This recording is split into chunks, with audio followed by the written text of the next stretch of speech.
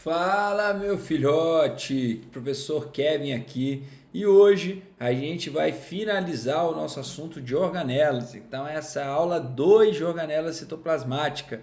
Então, se você está começando por aqui, está começando errado, volta na aula um para você entender a contextualização e vem para a aula 2 aqui para finalizar as organelas citoplasmáticas ali do nosso organismo, beleza? Então, vamos embora. Quando se fala, galera, de organela citoplasmática, a gente já passou por um caminho aqui relativamente longo. Falamos de o que é uma célula procarionte, o que é uma célula eucarionte, falamos já o que é de fato uma célula animal, uma célula vegetal e comentamos de algumas organelas, como o retículo endoplasmático liso, retículo endoplasmático rugoso, complexo de Golgi e o lisossomo, certo? Só rememorizando, retículo endoplasmático rugoso, produção de proteína, retículo endoplasmático liso, produção de ácido graxo, lisossomo, digestão intracelular e complexo de Golgi é minha organela de secreção. É claro que tem uns detalhezinhos que você só vai saber vendo a aula passada, mas esse aqui é o geralzão daquilo que a gente viu na aula 1, beleza? Então vamos embora. Quando a gente fala de peroxissomo, a primeira coisa que a gente vai entender é o peroxissomo, inicialmente ele era confundido com o lisossomo, porque morfologicamente eles são muito parecidos. Então, o peroxissomo também é uma bolsa membranosa. Então, na célula, lembra que bolsa membranosa é uma bolinha. Então, ele também é uma bolinha, igual o lisossomo é. A diferença é que ele é uma bolinha que está cheio de oxidases, está cheio de enzimas que servem de oxidação de radicais livres. Então, eles servem para justamente oxidar essas substâncias tóxicas e alguns lipídios. Então a gente fala que o peroxissomo também é uma organela que serve para desintoxicação corporal, principalmente quando se fala de radicais livres. Então a gente diz que ele neutraliza os radicais livres. Kevin, o que é um radical livre, tá? Radical livre, ele é um produto que não está totalmente estável, beleza? Então pensa que eu tenho aqui um produto de uma reação química, mas nem sempre a reação química chega até o final. Às vezes ela gera produtos intermediários. Só que aí esse produto intermediário, ele não ainda chegou na sua estabilidade. Então o que ele vai fazer? Ele vai buscar reagir para se estabilizar, certo? Então esse cara que ainda não reagiu para se estabilizar, nós chamamos ele de radical livre, certo? Esse radical livre, ele é muito frequente no corpo, então o corpo ele, tem radical livre sempre, e o radical livre seria o grande vilão nosso do envelhecimento, tá? Então radical livre que acaba detonando a nossa estrutura celular. Para combater os radicais livres, a gente tem antioxidantes. Tem moléculas que a gente consome que é antioxidante, como vitamina E, é um tipo de antioxidante, presente em castanhas, por exemplo, como vitamina C, ácido ascórbico, é um tipo também de antioxidante, consumida ali em limão, laranja, etc. Mas você também tem antioxidantes naturais, que é o que se encontra dentro do peroxissomo, certo? Então, lá no peroxissomo, ele ficou conhecido por esse nome, por ele fazer uma reação química em larga escala chamada oxidação do peróxido de hidrogênio ou da água oxigenada. Quem faz isso é uma enzima. O nome da enzima que faz esse processo é catalase. Então, a catalase ela é a enzima que pega o peróxido de hidrogênio e degrada o peróxido de hidrogênio produzindo água e oxigênio, que são agentes químicos que não fazem mal para o nosso corpo. Então, ele está desintoxicando fazendo isso. Lembrando que a água oxigenada faz super mal para as células. Inclusive, foi usada há muito tempo como antisséptico, por matar todas as células ali da região. Certinho? Lá na célula vegetal, e aqui presta atenção, só em vegetais. Lá em células vegetais, você tem uma estrutura que é uma especialização do peroxissomo. Alguns autores vão colocar isso como uma organela nova, outros vão colocar dentro de peroxissomo. Tanto faz, tá, galera? Então, o glioxissomo, ele é uma estrutura, ele é uma especialização do peroxissomo que tem a funcionalidade de oxidar as gorduras ali presentes nas sementes em germinação.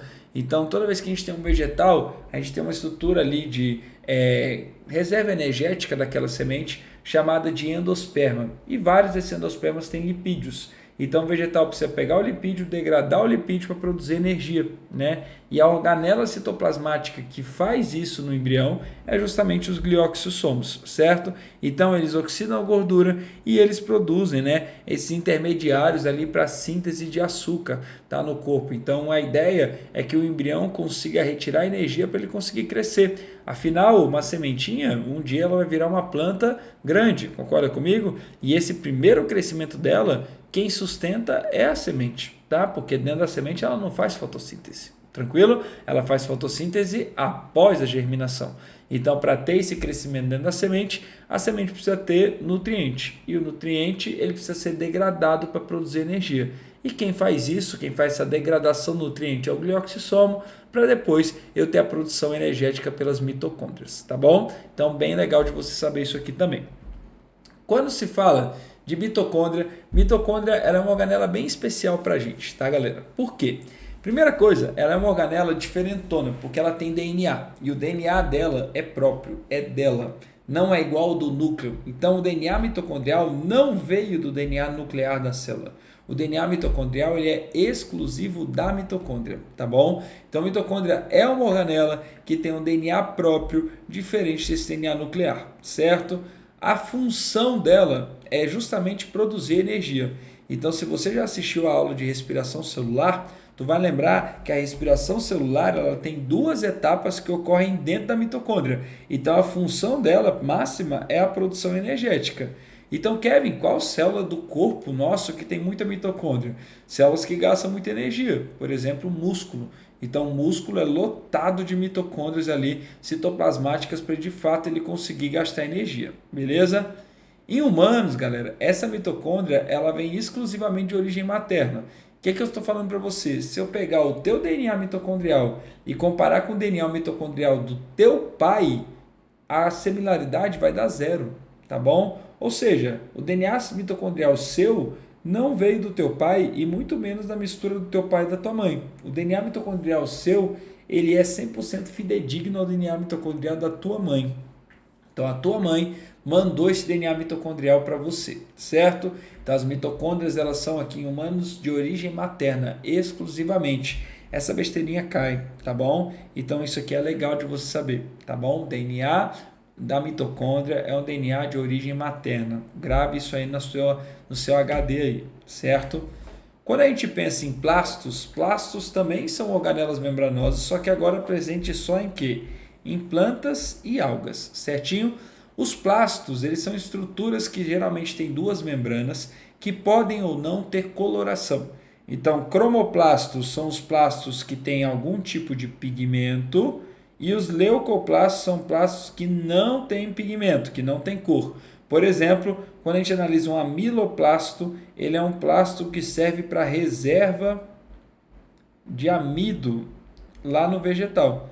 Então, é uma organela que o vegetal vai guardar amido, que é a reserva energética de polissacarídeo que ele guarda. Agora, quando se fala de cromoplasto, a gente tem coloração. Por exemplo, colorações amarelas, colorações avermelhadas ou até mesmo o mais conhecido de todo, que é o único que a gente estuda aqui no ensino médio, chamado de cloroplasto. Cloroplasto, ele é o plasto que tem clorofila. Clorofila. Essa clorofila, ela nada mais é do que um pigmento que tem coloração esverdeada. Então, toda vez que você pensar na clorofila, você vai pensar que ela tem essa coloração esverdeada dela, tá? Função da clorofila, absorção de energia luminosa, tá bom? Então, a função do cloroplasto é justamente fazer o quê? Fotossíntese. É justamente conseguir produzir moléculas de carboidrato, moléculas energéticas, a partir de moléculas que são inorgânicas, tá bom? Vale lembrar, galera, que quando a gente pensa no cloroplasto, o cloroplasto ele é subdividido em tilacoides, que são cada moedinha desse aqui, que é onde ocorre de fato, né, a fotossíntese. Você tem um conjunto deles que é o grano e você tem um líquido interno que é o estroma, tá? Eu não me atentei muito a isso aqui, por quê? Porque essas partes do cloroplasto e as partes da mitocôndria, que é a crista mitocondrial e a matriz mitocondrial, são coisas que são muito faladas no metabolismo energético, tá? Para você saber qual fase da fotossíntese ocorre em qual local. Então aqui a gente não vai se atentar tanto nele agora, perfeito? Mas lá na aula de metabolismo energético, você vai perceber que tem mais informações sobre essa parte de cada uma dessas organelas. Mas uma coisa intrigante sobre elas, tá? Que é o fato das duas apresentarem um DNA próprio, diferente do DNA nuclear, certo? Se você já assistiu a aula de biologia molecular, a aula que falava de transcrição, de tradução e de replicação, tu vai perceber que a célula ela não é capaz de criar um DNA do nada. Ela é capaz, no máximo, de copiar um DNA já existente, mas ela não é capaz de criar um DNA do nada. Então, o que a gente começou a pensar? Como que o DNA da mitocôndria e como do DNA do cloroplasto, eles são DNAs diferentes do DNA nuclear. De onde veio esse DNA? Já que o seu núcleo, o DNA do seu núcleo, ele não consegue criar novas moléculas de DNA, criar novas sequências de DNA. E a gente começou a pensar numa hipótese, que hoje na verdade é uma teoria, chamada de teoria endossimbiótica. O que a teoria endossimbiótica ela me diz? Ela me fala sobre a origem de uma célula eucariótica como um todo. Então a gente acredita que no início da vida na Terra só existiam células procariontes, perfeito? Ou seja, só existiam células mais simples, que não têm membranas internas, que não têm organelas internas, perfeito? Pelo menos não citoplasmáticas. Esse procarionte, ele começou a ter algumas alterações de invaginação de membrana, surgindo então uma estrutura chamada de carioteca, que é a membrana que envolve o núcleo. Junto a isso, foram surgindo várias organelas que são recobertas de membrana, chamada de organelas membranosas. Porém, quanto maior a célula ficava, mais dispendiosa energeticamente essa célula era, tá? E aí a gente começa a ter uma endossimbiose que deu certo. O que é endossimbiose? Simbiose é uma relação de troca, tá? Uma relação de troca aqui de favores. Endossimbiose é quando você faz simbiose com o indivíduo que está dentro de você. Então a gente acredita que uma célula eucariótica, ela englobou uma bactéria aeróbica ancestral. Então olha aqui, ó, ela englobou um procarioto heterotrófico ancestral, uma bactéria aeróbica, uma bactéria que faz respiração celular. Essa bactéria adentrou a célula eucariótica e começou a viver trocando favores com células eucarióticas. Ao longo do tempo evolutivo, essa bactéria ela foi se modificando morfologicamente até se tornar o que hoje nós chamamos de mitocôndria. Vale lembrar, galera, que eu não posso falar que a mitocôndria é uma bactéria, porque se eu tiro a mitocôndria da célula, ela não consegue viver sozinha, tá? Mas a mitocôndria, ela é originada pela bactéria, ou seja, a origem evolutiva dela, ela veio de uma bactéria aeróbica. É isso que a gente está falando, tranquilo? A gente acredita também que ao longo do tempo evolutivo, umas células dessas que tinham mitocôndria, ela também inseriu na sua estrutura um procarioto autotrófico, ou seja, uma cianobactéria ancestral, uma estrutura que faz fotossíntese. Isso, com o passar do tempo, foi se tornando o cloroplasto, que é a organela responsável pela produção de fotossíntese ali dentro da célula vegetal. Então, para resumir, e para deixar isso aqui bem resumidinho para vocês, a origem do cloroplasto foi uma cianobactéria ancestral. A origem da mitocôndria foi um procarioto ancestral. Tranquilo? Lembrando, eu usei a palavra origem. Não posso falar assim, a mitocôndria é uma bactéria. Não, tá? Ela tem origem em um procarioto ancestral heterotrófico. Beleza? Combinado? Então é isso que fala a teoria endossimbiótica. Principais evidências da teoria endossimbiótica. Primeiro, presença de um DNA próprio, circular, com um cromossomo apenas, tal como acontece nas bactérias. Segunda evidência, o fato de ter uma membrana interna e uma membrana externa. Então, duas membranas, tal como também acontece em bactérias. Então, são as duas, vamos dizer, que as duas estruturas evolutivas importantes aqui. Quando se fala de centríolo ele é uma estrutura formada por microtúbulos, tá? Então, pensa que o centríolo ele é formado por uma estrutura de microtúbulos que são tipo tubinhos dentro da célula, tá? É uma proteína que forma ali o citoesqueleto celular. O centríolo ele é presente apenas em animais. Então, ó, o centríolo apenas em animais, perfeito? Cuidado com isso. Ó, cloroplasto apenas em vegetais. Mitocôndria nos dois. A mitocôndria tem animal e tem vegetal. Centríolo apenas os animais, certo? A localidade dele, certo? A localidade onde ele fica, ali, de onde parte as fibras do fuso da divisão celular, é chamada de centrosomo, beleza? Ele é presente só em células animais e de alguns protozoários, perfeito? Então, célula vegetal não tem, perfeito? O fuso mitótico, que é formado a partir dele, forma uma estrutura chamada de áster, que é como se fosse o centríolo enrolado no fuso mitótico. Kevin, você está falando fuso mitótico, eu não sei o que é fuso mitótico. Se acalma, tá? Na aula de divisão celular tu vai saber. Mas fuso mitótico são linhas de microtúbulos, certo? São segmentos proteicos que servem para puxar os cromossomos e separar os cromossomos de uma célula. Então, lá na divisão celular, vai ser necessário que a gente separe os cromossomos, ou separe as cromátides irmãs. E quem faz isso são as fibras do fuso. Quem faz isso são os microtúbulos, perfeito? Aqui, o centríolo tem uma capacidade de autoduplicação. Então, lá no ciclo celular, na fase chamada de fase G2 do ciclo, é onde ele vai se autoduplicar lá nos animais, para ficar um em cada ponta e puxar o cromossomo um para cada lado, para eu conseguir separar as cromátides irmãs ou até mesmo os cromossomos homólogos. Beleza? Até aqui tudo em paz? Quando a gente pensa em citoesqueleto, o que é um citoesqueleto? Citoesqueleto é o esqueleto da célula. Então, pensa que toda célula, para ela funcionar, galera, ela precisa estar organizada. Não existe célula funcional sem organização, certo? Eu falo que isso aqui é muito parecido como se fosse um jogo de basquete. Não sei se tu já viu, né? Quando a gente pensa num joguinho de basquete, o jogo de basquete, ele todo é armado, ele todo é estudado para que cada jogador tenha sua posição específica em cada jogada, né? Tanto que às vezes o armador ele faz uma sinalização e quando ele faz essa sinalização, isso significa uma jogada justamente para que a galera saiba exatamente aonde que ela tem que se posicionar naquela jogada específica, tá? A tua célula é igual. Então, sua célula, para ela funcionar, para ela ficar bem, ela precisa estar totalmente organizada.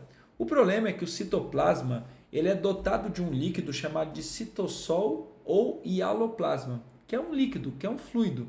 E como é um fluido, o fluido está sempre em movimento. É como se eu jogasse várias boias numa piscina. A boia não vai ficar estática no mesmo local onde eu joguei ela. Por quê? Porque a água é um fluido e a água vai movendo essa boia de um lado para o outro. As organelas, se elas ficassem livres na célula, elas estariam todas desorganizadas. E aí uma organela não ia conseguir se comunicar com a outra organela. E aí tua célula ela fica não funcional. Tua célula ela passa a parar de funcionar de uma forma legal. E aí o citoesqueleto ele serve exatamente para trazer essa funcionalidade celular. Então o citoesqueleto é o que vai manter a minha célula funcional. É o que vai manter a minha célula funcionando, certo? Como é que funciona esse citoesqueleto aqui, ó, tá? Ele é subdividido em 3 camadas, vamos dizer assim, 3 partes, beleza? Primeira parte dele é o que a gente chama de microfilamentos, tá? O que é o microfilamento e para que ele serve? Os microfilamentos são eles que vão dar formato na célula, anota isso. Então, o formatinho da minha célula, tá? Então, sei lá, a célula tem formato, né, de bolinha, a célula tem formato de ovo, a célula tem um formato alongado, a célula tem um formato achatado. Esse formato da célula, ele é dado justamente pelos microfilamentos que estão ali ao redor da membrana, beleza? Então, os microfilamentos, eles são feitos de actina. Então, toda vez que a gente pensar em microfilamento, você vai pensar em actina, beleza? Que é o nome da proteína que forma esses microfilamentos. Kevin, se os microfilamentos de actina começarem a dar problema, a célula começa a perder o formato e a perda de formato celular, ela pode gerar morte celular também, tá bom? Então a célula ela não sobrevive desorganizada, beleza? Então ela sempre tem que estar naquele formato bonitão dela, ela sempre tem que estar naquela organização dela, tranquilo? Quando se fala de filamentos intermediários, os filamentos intermediários eles servem justamente para trazer a minha organização citoplasmática. Então, ela é como se fosse isso aqui, ó, galera. Ó. Aqui eu vou sinalizar com o meu canetão, aqui assim, ó, essas canetas vermelhas que eu estou mostrando aqui, ó. Ele é como se fosse um jogo de fios, beleza? E esse jogo de fios, ele vai manter a organela meio presa naquela estrutura, tá? Eu falo que é como se fosse aquele brinquedo que tem uma torre cheia de fios de barbante assim, né, entrelaçados, e aí o objetivo é você subir nessa torre, se jogar lá de cima e chegar lá embaixo. Esse é o objetivo. Porém, quando você se joga lá de cima, você fica preso nos barbantes. E aí você vai se soltando, vai caindo, vai caindo, vai caindo, até chegar no solo. É mais ou menos isso. Você tem um monte de barbante, um monte de filamento proteico, tá? Que vai segurando o citoplasma como um todo. E aí a organela ela fica presa nesse citoplasma, tá? E ao ficar presa no citoplasma, ela não consegue ali se movimentar, mesmo o citoplasma sendo líquido. Resultado disso, eu mantenho a organela exatamente no local onde ela tem que ficar. Ou seja, eu mantenho a organela estática em locais específicos, beleza? E você tem os microtúbulos. Os microtúbulos eles são formados por uma proteína de maior calibre, chamada de tubulina. Tubulina. Então, ó, microfilamento menor calibre, filamento intermediário menor calibre, ou melhor, calibre intermediário, né? E microtúbulo maior calibre, porque eu tenho aqui as tubulinas. É sim, galera, é o mesmo material que forma os centríolos que a gente acabou de falar. Então, a gente acabou de falar, centríolos é formado por microtúbulo. Perfeito. E o microtúbulo também serve para estruturar o citoesqueleto. Os microtúbulos, eles estão muito ligados com o deslocamento de vesículas dentro da célula, tá? Então, ele que vai criar isso aqui, ó. Não sei se vocês estão vendo aqui, ó. Vou apontar aqui com a setinha. É ele que vai criar esses tipos de tubos aonde as vesículas, aonde as estruturas internas das células, elas vão migrando de um lado para o outro. E é assim muitas vezes que a gente fala, lembra? Ah, saiu do retículo endoplasmático rugoso, foi para o complexo de Golgi, depois foi para a membrana para ser secretado. Todo esse caminho, ele é mediado pelos microtúbulos, certo? Além disso, o que eu tenho? Eu tenho outras funcionalidades aqui no cara. Então, por exemplo, além do formato, que a gente já falou, a gente tem o processo de adesão célula-célula. O que é adesão célula-célula? É quando uma célula gruda com a outra. Tá? Então, vários tecidos, as células aparecem uma do ladinho da outra, uma grudadinha da outra, certo? E aí, para isso, eu preciso de uma adesão célula-célula. Então, os filamentos intermediários, eles também servem para isso. Deslocamento interno da célula, a gente já falou, né? Está relacionado com os microtúbulos. Organização do citoplasma, está relacionado com filamentos intermediários. E a gente tem a formação de cílios e flagelos. Kevin, não sei a diferença. Cílios são pequenas estruturinhas que ficam ao redor da célula, parecendo o cílio do olho mesmo, tá bom? Então isso aqui é cílio. Flagelo são longos filamentos, perfeito? Qual que é a função deles? Em geral, movimentação. Movimentação. Perfeito? Então, quando a célula se movimenta, ela geralmente se movimenta por flagelos ou se movimenta por cílios, beleza? Os cílios ainda podem ter outras funcionalidades, como, por exemplo, adesão de partículas. Então, um exemplo claro disso aqui é a nossa traqueia, né? Nossa traqueia tem um revestimento todo ciliado. E aí a função disso é justamente aderir às impurezas. Então, quando a gente respira, a gente acaba respirando impurezas e a traqueia é quem vai aderir isso aí pelos cílios da traqueia, tá? Então, pode servir também para adesão de impureza, beleza? Mas a maioria das vezes a gente vai conectar isso aqui à movimentação daquela célula, à mobilidade daquela célula, seja uma célula ciliada, seja uma célula flagelada. E todas as estruturas citoplasmáticas ou de membrana, né, tanto os cílios como o flagelo, eles vêm justamente dos microtúbulos, justamente da tubulina. Perfeito? Galerinha, hoje a aula é isso, tá? Então, alguma dúvida aí, se ficou alguma dúvida, me procure, tá? Mas lembre-se sempre que o quê? Que toda vez que a gente pensa em organela citoplasmática, a gente está falando de funcionalidade da célula. Então, o que a gente quer é que agora você seja capaz de olhar para uma célula animal e olhar para uma célula vegetal e reconhecer cada uma dessas coisas. Então, por exemplo, quando a gente olhou aqui, ó, para uma célula animal, lá no começo da primeira aula, a gente não conhecia muita coisa, mas agora a gente já conhece todas as organelas que compõem ela aqui. Quando a gente olhou para uma célula vegetal, a gente não conhecia, agora a gente conhece todas as organelas aqui. A única organela que eu não falei para vocês foi essa aqui, ó, vacúolo central. Vacúolo central eu não coloquei ali. Por quê, Kevin? Porque a função dele é muito besta, muito fácil, tá? Vacúolo central, a funcionalidade dele é armazenamento de água. Anota aí, tá? Armazenamento de água. Você tem isso aqui como sendo o vacúolo central. Ele pode ser grandão na célula vegetal ou ele pode até mesmo ser mais petitinho, tá bom? Então o objetivo é que você olhe para essa imagem e você olhe para essa imagem e você consiga entender todas as organelas que aqui possuem. Kevin, consigo entender? Então quer dizer que eu aprendi organela. Kevin, eu não consigo entender. Então significa que eu ainda não aprendi organela, eu ainda vou aprender organelas na minha vida, tá bom? E aí reveja essa aula, faça exercício que você vai pegar isso aí, beleza? Por hoje é só. Um beijo, um queijo para você e até a nossa próxima aulinha, beleza? Tchau, tchau.